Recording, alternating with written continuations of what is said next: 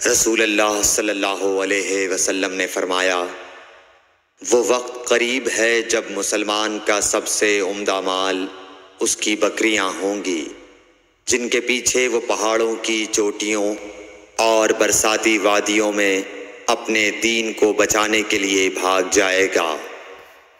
صحیح بخاری حدیث نمبر 19۔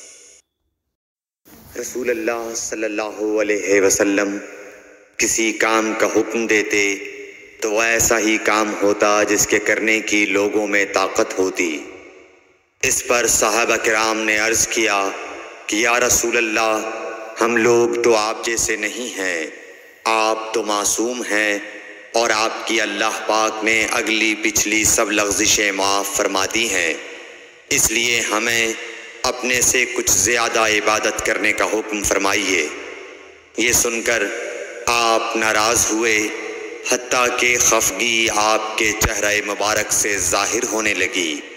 پھر فرمایا کہ بے شک میں تم سب سے زیادہ اللہ سے ڈرتا ہوں اور تم سب سے زیادہ اسے جانتا ہوں، پس تم مجھ سے بڑھ کر عبادت نہیں کر سکتے۔